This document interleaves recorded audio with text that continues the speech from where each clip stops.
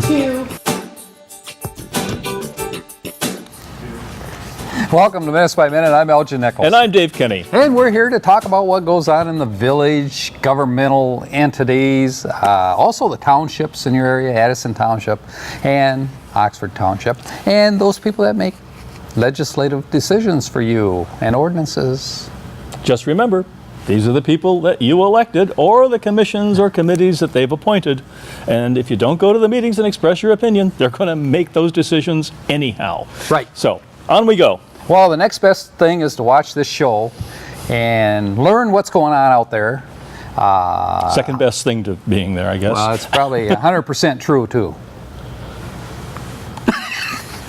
Okay. Well, let's talk about the first meeting, shall we? Shall we? We shall. Okay. Oxford Village Council is the one that we're going to go to first. The one you're not on anymore. The one that I'm not on.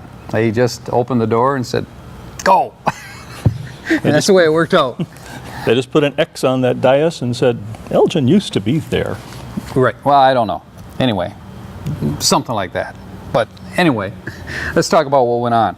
First of all, they took a roll call. And normally there are, I believe, 5 people present on the board. And there were a couple people that were not there this time. Did that constitute a quorum? They still had a quorum. They had 3 people, which would have been the majority. But, you know, there were some things that came up that Sue Basardi, who is the chairperson, and by the way, she does a good job, said that we should have all the members here to make decisions on those issues. And those issues we'll talk about. And those issues, because of what she said, probably involve money. It did. And it also alluded to an issue concerning Burdick Street again. You going to move it or something, or what? Yeah. Remember the restriction on weight? Oh, yeah. Burdick Street? That was one of the By things the way, I was down at the Palace in Lake Orion last night, and a big old truck just came right up to the stoplight, and it applied. It's Jake Brakes. What a racket. Yeah, they are pretty noisy, and they used to go screaming through town. But we'll cover that one Really, again. it almost sounds like a hot rod taking off, Right. but no muffler. Well, you're probably wondering who the people were that were the council people that did attend this meeting, and they were Sue Basardi, Rose Bema, who's new on the board, and there was Maureen Helmuth. You were going to stall on that one. Yeah, I was going to do that. And the people not present was Brian Cloutier, and the new person on the board Kennis? would be, right, Mr. Kennis. And Mr. Kennis is out due to health. Okay. So he's going to be back soon. So Bit of that hope going things around. went well. Okay. So anyway, that being done, there was Bob Davis, who's the attorney. He said, you know, before we get going with this thing. They brought the attorney in. Yeah. Well, he attends all the meetings pretty much because usually there's some legal questions that they might have. So Really? he's retained, you know. In other words, He's there all the rope time? is around his neck and they're yanking him in. Didn't realize he something came like that often. Yeah, he comes quite often. And anyway, Bob Davis said about the update for the charter. You know, and they're talking about changing the charter. To do for what? The council. To do what? What do you mean They're going to change it. They're going to change it to something. Yeah, but there's quite a procedure for doing that. You can't just say willy-nilly, we're going to change the charter. Well, no, but they must have an idea of what's going to change. Well, they do, but Bob Davis has to set those issues into print. In other words, legal jargon. And he hasn't completed that part of it yet, where he would present I see. the charter changes. But you know, in a to nut, the what do council. they want to do? Well, there's a number of things that they want to change, and one of the things is they want to have the ability of people who are appointed, you know, to fill seats. In other words, as a chair position or the pro tem. And also now the they term can't. and they'll also involve a term of office. Could result in the term of office, although that's defined pretty well, not a problem. It would probably define what things would delete you from holding that office. One of the things, of course, might be, okay, you owe the village a lot of money, you know, for past water bills or whatever, you know, and yet you sit on the chair telling other people, you know, are in this position and as a council member, telling other people that they need to pay their bills. That goes Not a by good way of thing. hypocrisy. It does. That word. Yep. Yep. That'll work. But anyway, so there's a lot of things like that that need to be changed. And the attorney has been directed as far as, what items they're concerned with. And he just needs to put it in proper language to be presented. At that time, it'll be also indicated that there will be a meeting with the minds from the residents in the village, in which they'll be able to review this and determine what the charter is going to be. And What I'm telling you, folks, attend these meetings, pretty important stuff. or your opinion will not be heard and a decision will be made. Yeah, the way the process works, though, it has to go through this. It has to be approved by the council, but it's Right. not done yet. It then goes before the state of Michigan. You can't just change the charter. And eventually ends up on the governor's desk, and the The governor wheels has to of agree. government turn slowly. It but does. surely. Boy, does it ever. And there's a case that we're going to talk about today where it turns really slow. And Sue Basardi, she spoke up and she says, "Whoa, what's with the government? Oh, Why does it move so slow?" Okay, we'll get to that one too. But one of the things that they talked about first was the CDBG. You know what that is? Test. CDBG? Gosh, government block grant. C. C. I can't remember what the C was. Community. Community, that one. Yeah, Community Development Block Could have been Grant. Clarkston. And there's a couple of, yeah, could have been. But there's a couple areas that money could be spent for. Now, it's money that comes down through federal government, actually. It ends up, It's Community Development Block Grant. Community Development Block Grant. See, Yes. it came back. That neuron was just asleep, It only folks. came back because I told you what it You was. gave me a clue. A really big clue, folks. But anyway, it went around and then it came back again. Anyway, Yeah. so anyway, the money can be distributed in two different ways. One of the ways, of course, that we distributed is that, and by the way, they had $10,413, which they can work with. Is this a state grant or a No, county? federal. It's a federal grant. It's a federal Yeah, grant. it comes federal. And it follows federal guidelines for this. And they can provide emergency services, with part of this grant if they want. Emergency services being categorized as what? Okay, emergency services would be something like FISH, who's a nonprofit organization that's trying to help people. That's a charitable It's service. a charitable service, but it's considered under this Okay. umbrella. Okay, a couple of others would be the Haven, Okay. and of course Love Incorporated. So we're not talking EMTs and stuff like that. We're talking Yeah. other forms of emergency. Right, we're looking for committed type organizations that are assisting the residents Right. and the people out there. And they do a lot for our community. They do.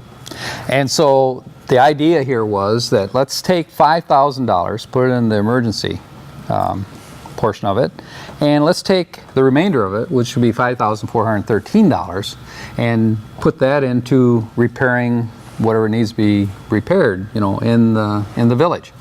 For example, sidewalks, that kind of thing, curbing and things along that line. And so when it was all said and done, there's quite a conversation that was carried on about this and who should get what. The point was made that the ones that need it the worst probably would be FISH and Love Incorporated. FISH was given this last year, and we went. Isn't that what politics is all about? Kind of. Who gets what piece of the pie? It kind of is, yeah. It kind of is. That's the way it works. But anyway, last year they chose to take the bulk of the money, the bull by the horns, and share that with the township. So they went in with a partnership, and they pooled the money and provided it for FISH. Now there's an interesting thing, and this is where Sue Basardi said, "This doesn't seem right." They haven't really paid for the year 2014. Who hasn't? Funded this money out, because what they have to do is these emergency organizations have to provide proof that they have actually spent this money before they can get it back. And we'll talk about that when we come back right after this. See you then. Yeah. So anyway, so that's kind of interesting.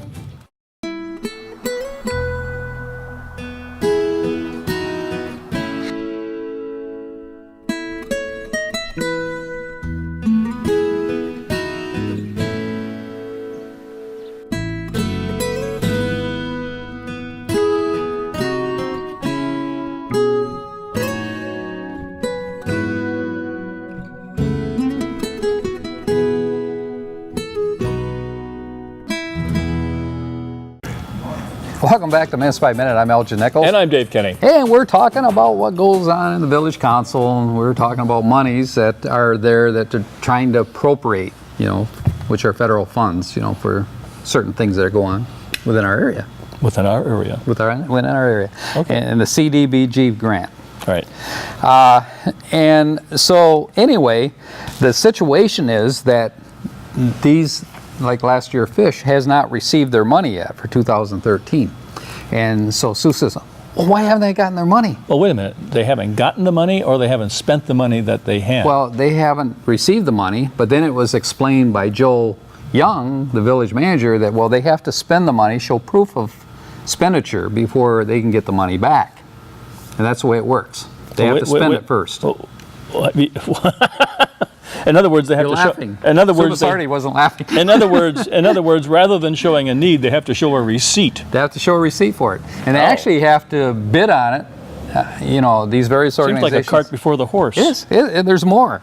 These organizations actually have to bid for the money. In other words, they have to submit a contract in which they propose to do certain things, for this money in advance. It just can't be thrown away willy-nilly. It's called government at its finest. I see. So, did these organizations express their relative needs, Well, they have so far. or were they just expecting to get it? No, they don't expect to get it because they've gone through this process before, most of them. But Super Sardi says, wait a minute, this is ridiculous. Why does it take so long for these organizations to get this money? There should be a way to speed this up somewhat. And of course, they said, Joe, he says, this is the way federal government moves. So for the block grant, you have to spend your own money first and then submit a receipt. Then submit a receipt. Now, which comes first? Being authorized for the grant or submitting the receipt first? Well, first, actually, they all intertwine. It has to be accepted, We spent this much, so please, in a contract. compensate us? Right. The contract has to be presented. It has to be agreed by the council that whichever one they're going to select under the contract. And then it's been approved. Now they're told they will get this money if they stick to the agreement that they have and complete that agreement. To and once do they whatever complete they it, were going to do. They'll get the money. To do whatever they were going to do. Proof of expenditure. And expend funds in advance of getting the government Isn't money. life wonderful? This is the humorous part, folks. Those people out there that are waiting for their money are laughing themselves to death right now. We're going to float you alone, but you got to spend the money first. Right, we got it. Well, there was other subjects that came up during this thing too. Okay. And Bill Dunn stood up and he says, hey, he said, Bill Dunn, who was the supervisor of Oxford Township and does a great job over there. And he says, hey, we still have a problem, he said, with street traffic. He says on Pontiac Street and on Burdick, West Burdick. He said, there is no street traffic because nobody can go anywhere during the peak of the traffic. He said, people are trying to get out onto Burdick Street and they can't because it's bumper to bumper. He said, could you guys maybe put a three-way stop sign? Get out onto Burdick Street from what, 24? From Pontiac. From Pontiac. Pontiac Street, where the library's on. I understand. Right. Yeah. So he said people can wait there until, That's their right. tires rot and fall off the car. Well, at rush hour, I know the traffic stacks Right. up for a long way and just forms a solid wall. Right, it does. And Bill says, why not put a three-way stop there so that everybody gets an opportunity to go, and of course they're saying, well, that could pose a problem because it would then back up the street, West Burdick Street, with the traffic coming off 24. Well, either that or you say back up. Or you say you put a little sign out there that says blocking the intersection is illegal. Well, yeah, so that's going to work unless you got a policeman standing there. But wait a minute, you're not so far off. Joe Young, village manager, says, I think the solution to this right now is to have an officer at certain times of the day when this happens direct the traffic at that point. Allow the traffic to move, both directions when they can mix it. So that's temporary, though. Yeah, it's temporary. And one person stood up and they said, well, what about a traffic light down there? Well, how about $60,000 for a traffic light?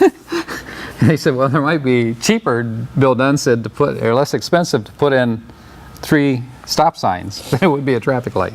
That would be the minimum that he would look for. I've been in places So- where it's illegal to block the intersection, and tickets are handed out forthrightly, bang, just like a soccer card, right on your windshield. There Is you that go. where ticket booths got their name? Ticket booths? They just have a regular booth there, and they give you a ticket. No. Oh, okay. I don't know. That kind of sounds like it, though. They had other concerns down the line. And they said, for example, 78 North Washington Street, there was a piano business there at one time. And Piano mover. Is it a mover? Okay, a mover. Well, it was a piano mover, and they sold also pianos, too. and they sold pianos, used pianos, new pianos. So I'm not corrected. They do sell pianos. You're partially correct. Pretty much. That's the way I started out. I thought I was right. Might not have been. So what happened? So anyway, there's a sign in the window, even though the guy is gone, the panels for sale.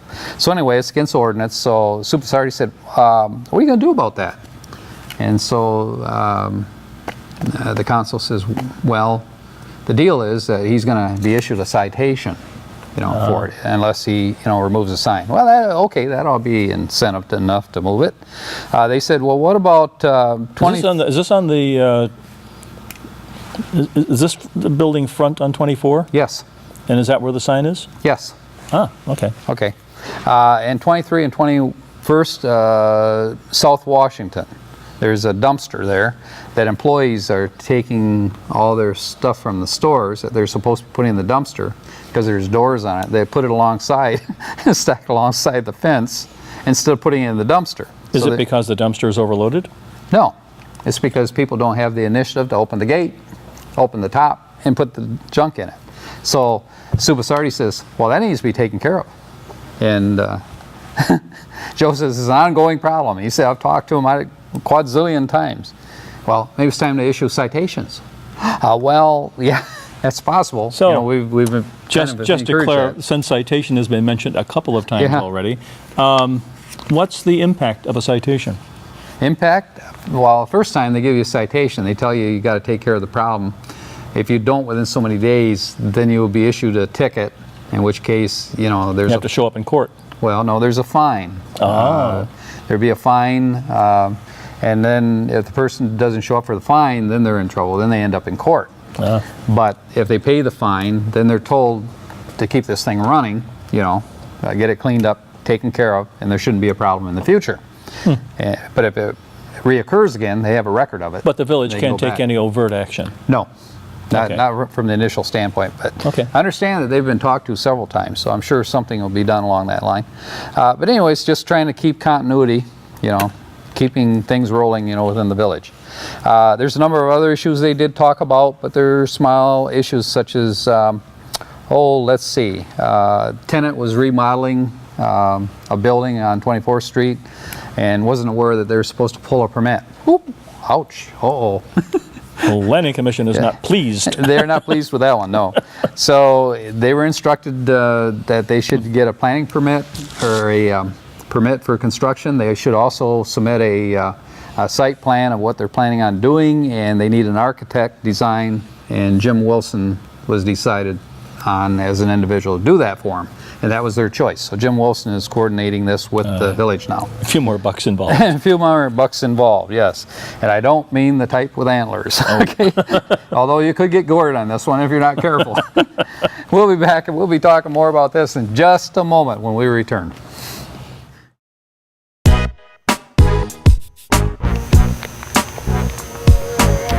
Hi, my name is Lauren Sugden, and I'm a senior attending Rochester College. If you're a mass communication student studying the video arts like I am, come and intern at OCTV. Why, you may ask? Because OCTV not only offers the best hands-on training with experienced professionals in the field, but interns get the opportunity to relearn past skills or gain new knowledge, and especially to work with such a warm and welcoming team. So, if you or someone you know are interested in a great interning experience, give us a call at 248-628-9658 or send an email to manager@occtv.org to find out more. 3, 2, 1. Hey, here we are back to Minutes by Minute. I'm Elgin Nichols. And I'm Dave Kenny. And we were just talking about how many bucks this thing takes, you know, get corrected. And that was the project in which they're doing the renovation of this building. And they have Jim Wilson that's going to handle it. So there are additional bucks involved now. Yeah, and we had talked about bucks, and I don't know if you've seen the commercial, but where the genie pops up and says, "What would you like? You can have anything you want." And he says, "I'd like $1 million." And guess what? He got a whole bunch of $1 million with antlers. So, it wasn't exactly what he had in mind, probably.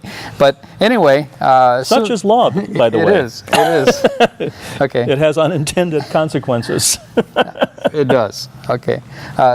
Soon after, she wanted to state that the soup and sweets stroll was a very good success, very big success for downtown Oxford. So went over well.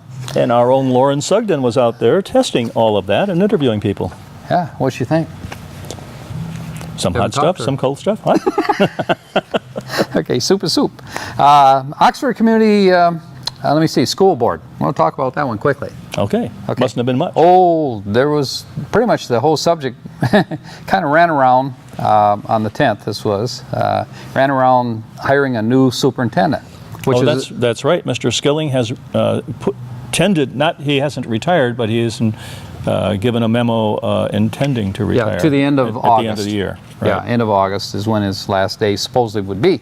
But apparently there were a couple of people on the board, on the school board, that decided that they were going to make a power move.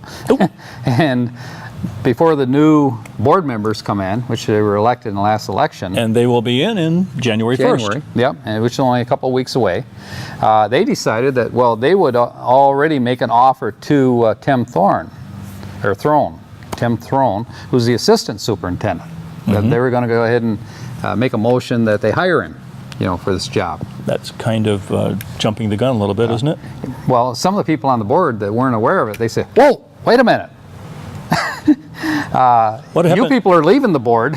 There's new ones coming in. Why shouldn't they make the decision?" What happened to the old 3-bid process? Yeah.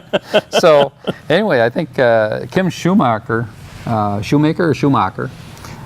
made the comment that I think I seem to remember that a while back, even Dr. Skilling said that this decision would be made by the new board coming in as to who the superintendent would be. And then people out in the audience, they got a chance to speak, and they said, "This is not the right way to start out. You should turn this over to the new board and let them make the decision." As far as the process, wait a minute, August, he's got another 8 months to go. He has 8 months to go, and they already got him out the door. He's not planning on leaving yet. He's still got some things he needs to look They're at. packing up his desk already. What do they call that? Dead duck or Lame duck? That's what it is. That's only if you're elected. Right. Well, he wasn't elected, but he was appointed. But anyway, he said, as far as rule of thumb and how you get a new superintendent, there's no really right way of doing that. Although the board agreed that the assistant superintendent is doing a great job and is a prime candidate for this, that's not their only option. And He should be one of many. Yeah, it should be one of many. And finally, it should not be the power position of those leaving, to decide this. It should be the individual new board members that are coming in that decide this as a whole. The presidency of the board will change, actually. Actually will, yep. So that was the whole subject matter of what went on. They did approve, of course, some bills and that kind of thing, but as normal business. But found that rather interesting, that that little bit of information kind of bubbled to the top, Okay. What's next? Oxford Township Special Meeting, ZBA. Now this is a quick one. It usually is. Well, usually there's one individual that's come forward, with a It's a single issue, request. basically, yeah. It is, excuse me. Les Thomas, that owns Thomas Properties. His mother-in-law owns a piece of property that's located on 24th Harriet Street. It's just a little house. And they would like to expand the size of this home for her. He wants to add a kitchen and a couple of bedrooms. They're going to go up with it. It's a single-story dwelling now. Raise it to a 2-story dwelling, and put a couple of bedrooms upstairs. And so the ZBA board reviewed all of the information that they had, and they found that there were really no setback requirements or problems that they would have with this. But they did find that this particular property was in a C1 zoning district, which is commercial. Right. And it's a residential piece of property. And they said, well, why didn't you ask for a rezoning on this rather than a construction variance to have this done? And Mr. Thomas said, well, he said, I did mention this to the planning committee. He said, when I went before them, and they thought this would be a better way to go rather than change the complete, zoning, which would have an impact So on they the did C1 go to the district. planning commission They first. did. They did. So they're doing the right thing. Yep, they had all the feelers out, and guess what? When it was all said and done, after everything was checked out in terms of the site plan, everything was in perspective, and that's the way it should be done, through the planning commission first, and they get their approved variance. They're going to have a 7.5 foot setback in footage. Usually it's Setback from. the next piece of property, from where this is at. Okay. Normally a setback is usually about 10 feet, but you can go down to 5, but 7.5 works out fine for this. Yeah. There was no major issues. They said, happy building. There you go. Yep. So what's coming up? Well, we have a few meetings before the Christmas holiday. Jingle, jingle. On 12/15 at 7:30, the Addison Township Board of Trustees is meeting, and at 6 o'clock that same day, the Village of Oxford Downtown Development Authority. And at 12/16 at 7 o'clock, the Village of Oxford Planning Commission. On 12/17, at 3 o'clock, the Pollyant Trail Management Council will meet at Friendship Park. That's right on the corner of Baldwin and Clarkston Road. And at 6:30, Oxford Board of Education will meet at Lakeville Elementary. And on 12/18 at 7 o'clock, the Village of Leonard Planning Commission.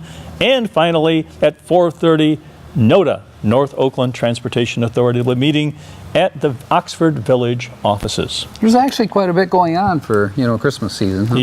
Yep. One thing I Winding did, up the year. yeah, one thing I did fail to mention to you, and that is the Village Council also made a number of appointments to various committees. Uh-oh. Yep, Brian Cloutier was agreed as an alternate for the Communications Commission. So you're going to find him as an alternate for our group.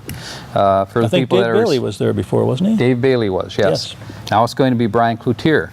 The Election Commission, Sue Bassardit decided that she would, handle that part of it. Everybody agreed that was a good spot for her.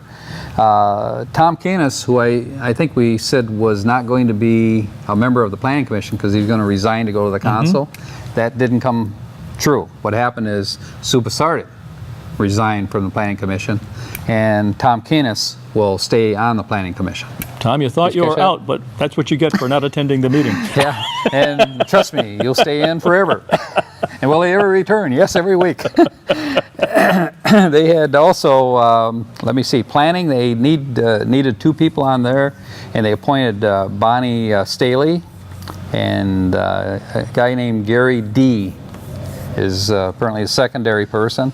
And the ZBA, Zoning Board of Appeals, me. Yeah. Yeah, I got appointed to it. So I'm going to be on the zoning board. Well, you know what that means. I got to update my bulletin board now. Everything keeps changing. That was the plan, folks. That was the plan. What else do you have? Anything? I got nothing except Merry Christmas. Yeah, Merry Christmas to y'all. And we'll catch you next time on Minutes by Minute. See you then. Yeah, interesting. Jingle, jingle.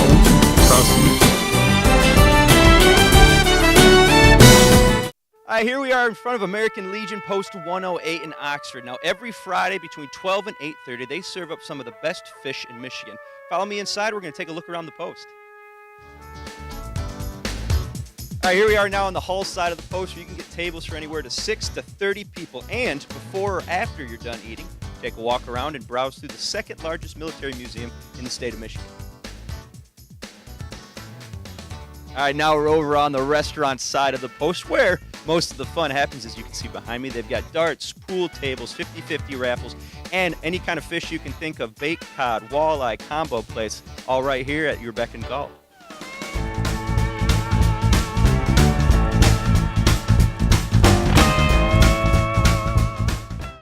You're watching OCTV, Oxford Community Television, serving Oxford, Addison Township, and the Village of Leonard.